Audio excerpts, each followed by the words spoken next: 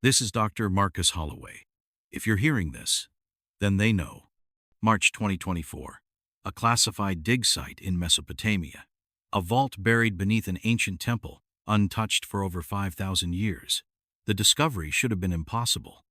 Inside, they found something no civilization should have left behind. A monolithic tablet, black stone. Symbols carved deep into its surfaces, symbols that do not belong to any known language. Dr. Holloway was the first to translate. 3 days later, he vanished. No trace. No footprints leading away. His laptop was left open, flashing a single phrase over and over. They have begun the activation. Hours later, his team received a final message from his phone. Distorted, scrambled, but one sentence cut through the static. It was never a prophecy. It's happening now. Then, silence. The site was locked down. The records erased. The media never covered it. But before everything disappeared, a single classified document leaked online. Project Tablet -9. The official report? Nothing was found. The truth? The symbols on the tablet weren't a warning. They were a countdown. And the final phase has already begun. March 2024. Deep in the ruins of Mesopotamia, a classified excavation was underway. No news coverage, no public records, just an elite team of archaeologists working under military supervision. For months, they had searched the ruins of an ancient temple, expecting nothing more than crumbling artifacts and broken relics. Then, they found something that should not exist. Beneath layers of solid stone, untouched for over 5,000 years, they uncovered a hidden vault. No doors, no visible entry points, just a massive black monolith embedded in the earth. Perfectly smooth, no cracks, no signs of erosion. At its center stood a single object, a monolithic stone tablet. It wasn't made from any material they could identify. The surface was cool to the touch, yet seemed to hum faintly under the fingertips. The symbols carved into it didn't match Sumerian, Akkadian, or any recorded ancient script. Dr. Marcus Holloway, the lead archaeologist, was the first to study it. As he ran his fingers over the markings, something shifted. Not the stone, not the chamber. Something deeper. A vibration, slow and pulsing. Not sound, not movement, just an unseen pressure, pressing against the air. Holloway felt it in his chest, a weight that made it harder to breathe. The others felt it too. They exchanged uneasy glances, waiting for someone to speak. No one did. That night, Holloway locked himself in his tent. Hours passed. He didn't respond to calls, didn't eat, didn't sleep. He worked obsessively, tracing the symbols, studying patterns that made no sense yet felt eerily familiar. 3 days later, he was gone. His tent was untouched. His laptop sat open, flashing a single phrase, repeating over and over. They have begun the activation. The team panicked. Security searched the entire site. No footprints, no signs of a struggle, no trace of where he had gone. It was as if he had vanished into thin air. Hours later, the remaining researchers received a final message from his phone. Distorted, barely understandable, but one sentence cut through the static. It was never a prophecy. It's happening now. Then, silence. Before the team could react, unmarked military vehicles arrived at the dig site.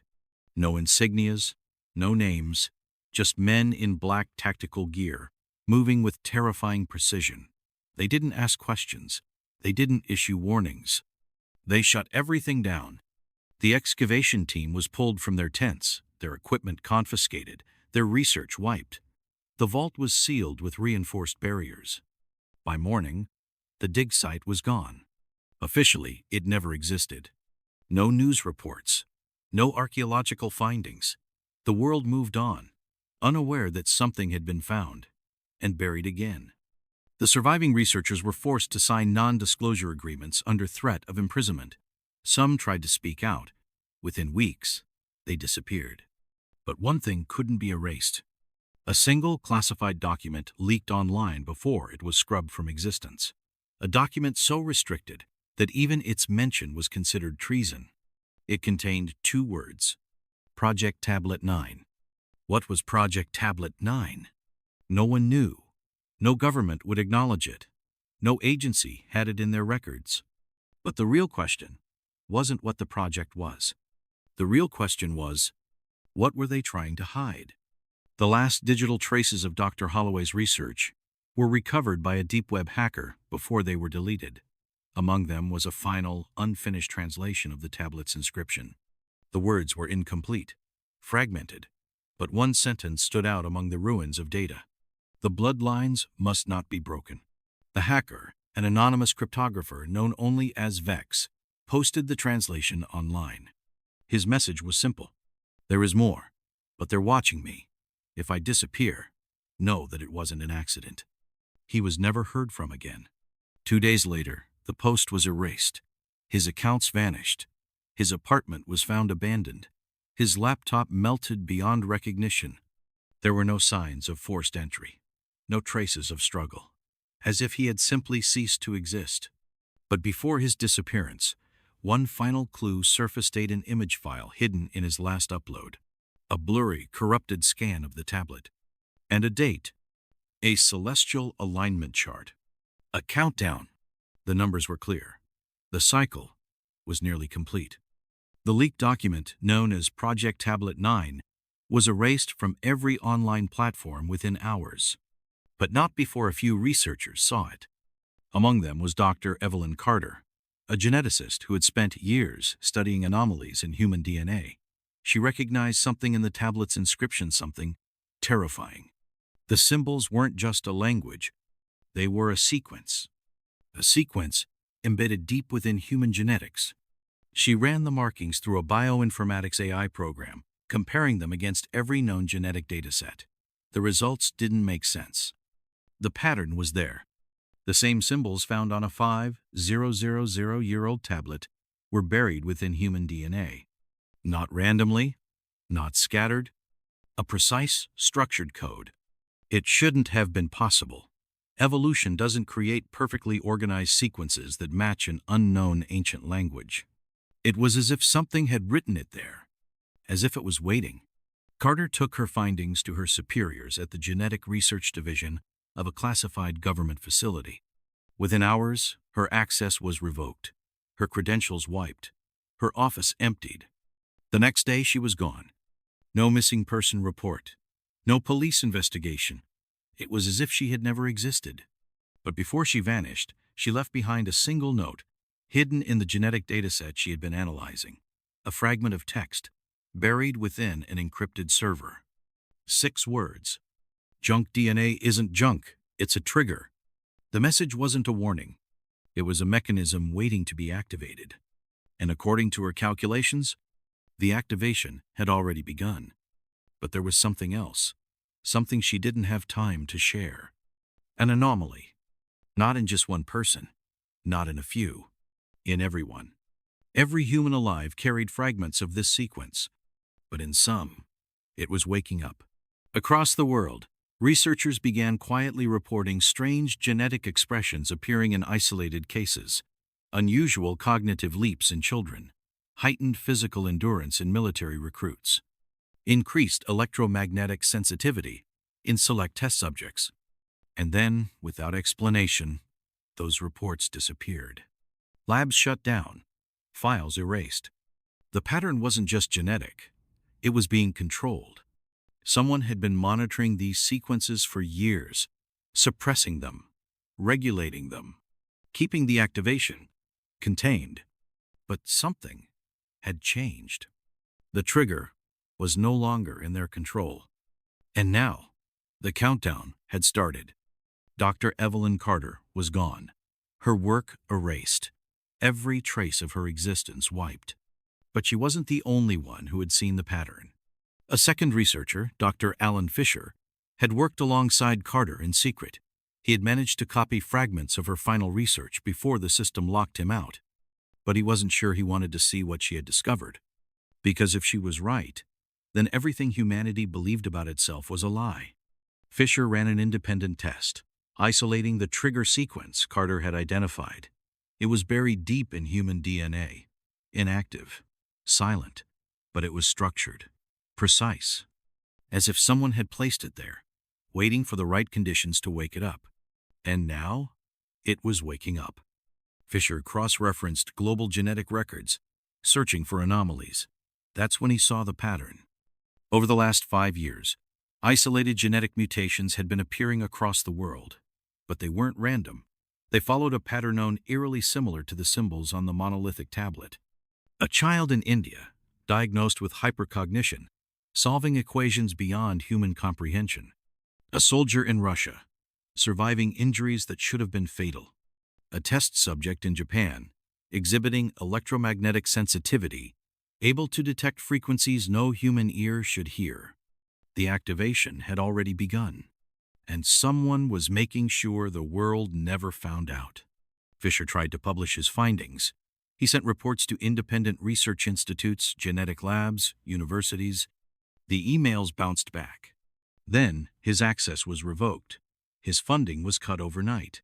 His university contract was terminated, and his phone started ringing from unknown numbers. At first, he ignored it. Then, one night, at exactly 3:33 a.m., a single text appeared on his screen. "Stop." That was all it said. Fisher knew what had happened to Carter. He knew what had happened to the whistleblowers before him. He packed his things and ran. But he was already too late. Security footage from a gas station showed his car pulling in for fuel. He stepped inside to pay. He never came out. His car remained parked, his belongings untouched, his phone left behind, screen still glowing. The last thing he had been looking at was a map. A map showing sites of ancient ruins, Sumerian, Egyptian, Mayan, and each location was marked with the same exact symbol. The sequence wasn't just in human DNA. It was in the earth itself, carved into temples, encoded in forgotten languages, hidden in places of power. The same message, the same code, the same countdown. It wasn't just genetic. It was everywhere. And the final phase had already begun. The sequence wasn't just in human DNA. It was in the earth itself, carved into ancient temples, encoded in forgotten languages, hidden in places of power that predated history. And they all pointed to the sky. Fisher had seen the pattern before he vanished.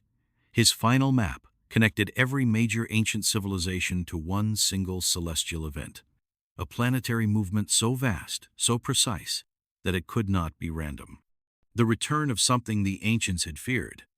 The return of Nibiru.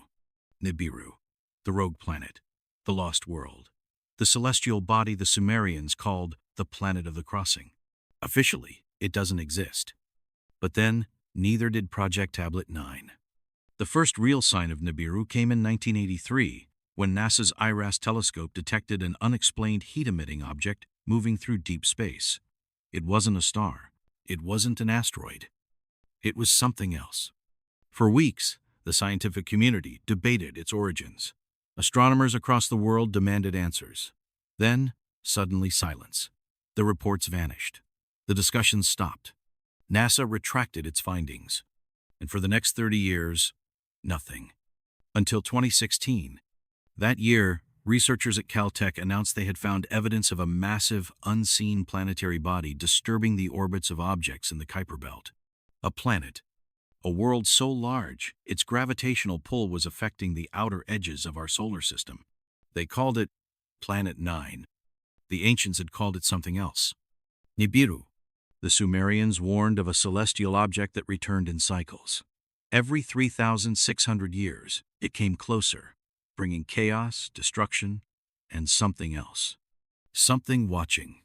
Ancient tablets described it as the home of the Anunnaki, the gods of old, the rulers of men. And according to the calculations in Fisher's final report, it was coming back. The same celestial alignment the Sumerians had written about was happening again. Governments knew, the elite knew, and they had been preparing for decades. Underground bunkers built in remote locations, secret survival programs hidden in classified budgets. Because when it returns, history resets. And the ones who were here before will be here again. Nibiru wasn't just a lost planet. It was a trigger, a celestial event so massive that every ancient civilization tracked it. But if it was real, where was it now? According to official space agencies, Nibiru does not exist. There is no rogue planet, no incoming catastrophe, nothing to worry about. But then why were they preparing? The elite had known for decades. They weren't trying to stop it. They weren't trying to warn us. They were getting ready to survive it. Between 2012 and 2024, classified reports surfaced linking global government projects to underground bunker systems, billion-dollar shelters built in remote areas, private colonies planned on Mars and the Moon, a quiet, coordinated effort to ensure that only the chosen few would be safe. The question was, safe from what? In Fisher's last recorded notes, he had highlighted a specific alignment, one that hadn't occurred in over 3,600 years. A gravitational shift. It was already happening. The Earth's magnetic field was weakening. Solar activity was rising. Unusual weather patterns were intensifying worldwide. The cycle was beginning again. The same cycle the Sumerians warned about. The last time it happened, empires fell. Civilizations vanished overnight. The Great Flood wiped out entire nations. And now, the signs were returning. Fisher's final calculation revealed a terrifying truth. Nibiru was not just an approaching planet. It was already here, but not in the way anyone expected. Something was moving in the depths of space. It was large, unnaturally large, but its orbit didn't behave like a normal planet. It didn't follow the rules of physics. It wasn't just a celestial body. It was controlled. And if the ancient texts were true, then it wasn't just passing by. It was coming back. Not as a planet, as a ship, as a throne, as a return. The cycle wasn't about destruction. It was about reclamation. And the ones who were here before are already watching. Nibiru was never just a planet. It was a throne, a seat of power, a celestial kingdom that once ruled over the earth. And the ones who sat upon it never truly left. Throughout history, the most powerful rulers have claimed their bloodlines were divine. Kings, pharaohs, emperors, all tracing their lineage back to the gods. But what if it wasn't just mythology? What if the ruling class of humanity wasn't just chosen by fate? What if they were placed here to prepare for something? In 2018, an independent genetic study analyzed elite bloodlines spanning multiple continents. The results were disturbing. Anomalies in mitochondrial DNA, unexplained markers that did not match any known human evolutionary pattern, genetic traits appearing where they shouldn't, the same patterns found in ancient royal dynasties, the same patterns appearing in select world leaders today. For decades, secretive societies have whispered about the bloodlines of power, a hidden lineage that has controlled nations, shaped history, manipulated wars, and maintained order in preparation for something greater. But if these rulers were placed here for a reason, what was their purpose? What were they preparing for? The final translation from Project Tablet 9 revealed a chilling phrase. When the bloodlines align, the throne shall descend. The cycle wasn't just about celestial movement. It was about genetic activation. A global reset, not just of civilization, but of who is allowed to rule it. If this was true, it meant only one thing. The return of the Anunnaki was never meant for everyone, only for those whose blood was still bound to them. And the rest of humanity? Expendable. The Great Reset wasn't coming. It had already begun. The Anunnaki never ruled alone. They left behind something to maintain their control. A system, a bloodline, a network hidden in plain sight. For centuries, kings and emperors claimed their rule was divine, that their blood was not of men, but of the gods. But what if this was never just symbolic? What if these rulers weren't chosen, but created? Project Tablet 9 revealed something terrifying. The inscriptions on the monolithic tablet weren't just a prophecy. They were a formula, a set of genetic instructions, a blueprint for those who were meant to rule, a code embedded in select bloodlines, ensuring their survival through every reset, and a warning for the rest of humanity. Those not of the blood shall not inherit the throne. In 2019, an independent genetics lab traced back the mitochondrial DNA of powerful dynasties. What they found changed everything. A recurring anomaly, a genetic sequence that did not match any known evolutionary branch, a pattern only found in elite bloodlines, a pattern identical to the symbols on the tablet. It was as if humanity had been split into two versions. One, engineered to rule. The other, designed to serve. And now, as the celestial cycle nears completion, the old order is shifting. For years, the elite have been preparing, building underground bunkers, stockpiling resources, funding secret space programs, not to protect humanity, to protect themselves. Because when the gods return, the ones who carry their blood will be rewarded, and the ones who don't will be erased. The deeper researchers looked into history, the more disturbing the patterns became. The rulers of ancient civilizations, Sumer, Egypt, Babylon, shared strikingly similar features: unnaturally tall statures, unusual skull shapes. Their DNA showed mutations not found in common human ancestry. This wasn't a coincidence. It was designed. The elite today, politicians, corporate tycoons, hidden power brokers, share distant but traceable genetic links to these same ancient rulers. And they know it. For decades, classified genetic programs have been quietly mapping and tracking bloodlines. Certain families are protected. Others disappear. Because history is not random. It is written, controlled, reset when necessary. The flood, the plagues, the collapses of ancient empires. None of it was accidental. Every time, the rulers survived. And now, as the final celestial alignment approaches, the last purge is about to begin. A new era will rise, but only for those whose DNA matches the code. And for the rest of us, we were never meant to exist beyond this point. There was never just one truth.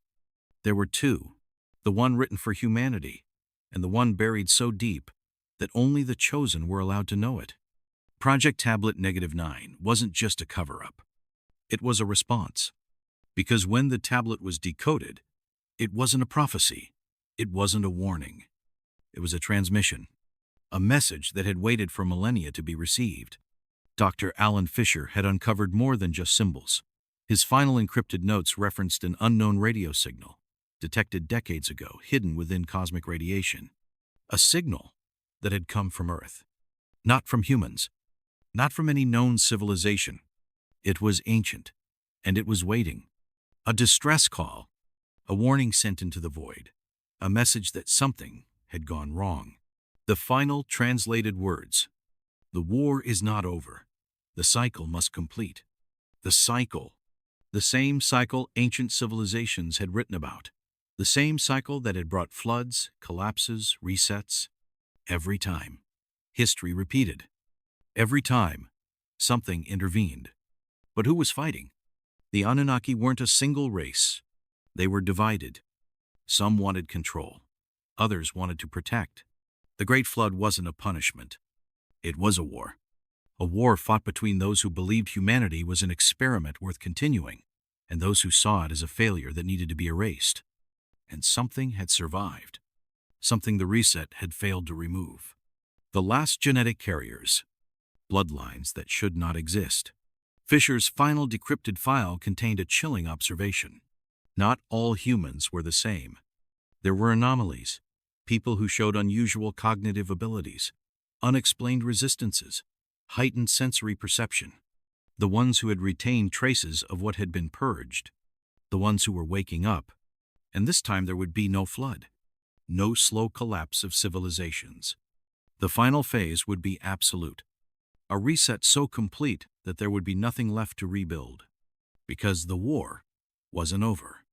It was just waiting for the right moment to begin again. The war wasn't over. It had never ended. For centuries, the truth had been buried beneath layers of rewritten history.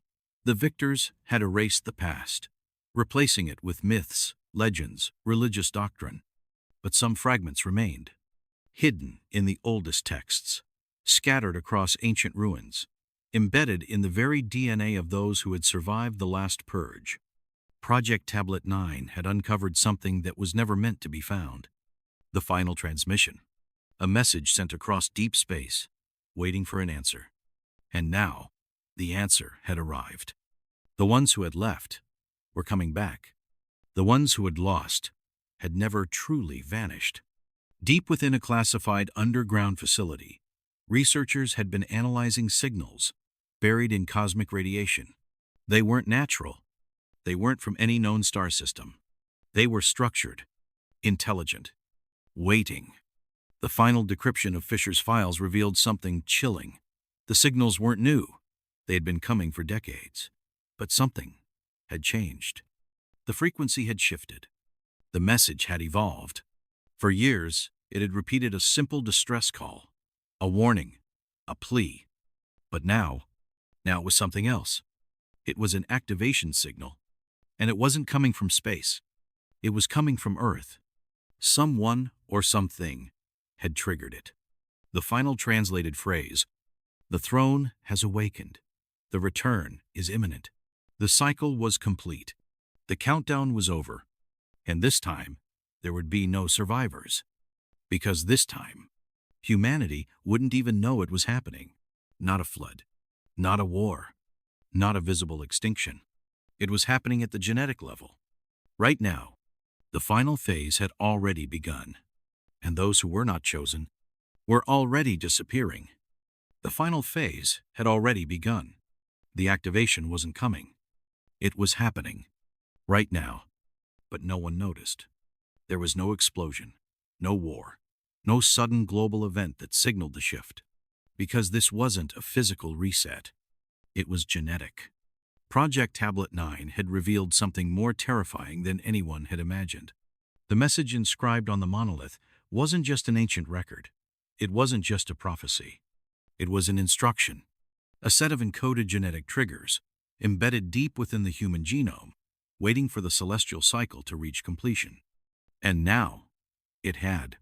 Across the world, quiet but inexplicable changes were taking place. Certain individuals were displaying heightened cognitive function, increased sensory perception, a resistance to disease. Others were disappearing. Hospitals were reporting sudden, unexplained deaths with no clear cause. Bodies that showed no signs of trauma, no trace of illness, yet something had switched off. But only in certain people. It was selective, precise. The ones who carried the dormant sequence were waking up. The ones who didn't were being erased. This wasn't evolution. This was selection. The activation was culling the population, removing those who were never meant to advance, those who weren't part of the bloodline. The genetic purging had begun, and the ones who had waited in the shadows were preparing to take control once again. The final transmission from the Deep Space Monitoring Facility contained only one decrypted line before the feed was cut permanently. The first of the awakened have been marked. They will lead the new world. The world as we know it is ending. Not with a war, not with fire, not with destruction, but with transformation. And when it's over, the ones who remain will not be the same. The cycle was complete. The process was irreversible. The ones who weren't chosen were already disappearing. And the ones who remained were changing. But what were they becoming? The final decrypted fragment from Project Tablet 9 contained something that had been hidden for thousands of years. Not just instructions, not just a countdown, a design, an encoded blueprint. The Anunnaki didn't just create humanity. They built something into us. Something that would stay dormant, waiting for the right moment, waiting for the return. Every civilization that had risen and fallen, every empire that had ruled and collapsed it, had all been part of the cycle. A process, a controlled evolution. And now, as the final stage begins, a hidden directive buried in human DNA was coming to life. It wasn't just genetic activation. It was a reconfiguration. The ones who were awakening weren't just evolving. They were remembering what had been erased, what had been taken. They weren't just human. They never were. And the final message, translated from the monolithic tablet, it confirmed what was happening. The throne shall descend. The sleepers shall awaken. The world shall bow. The ones who were meant to inherit this world were taking their place. Not by force, not by war, by design, and when it was over, the earth would belong to them, to the bloodline, to the chosen, to the ones who never left. The reset wasn't about destruction. It was about returning control to those who were always meant to rule. And for everyone else, they were never part of the plan. The Great Purge had already begun, and no one had even noticed.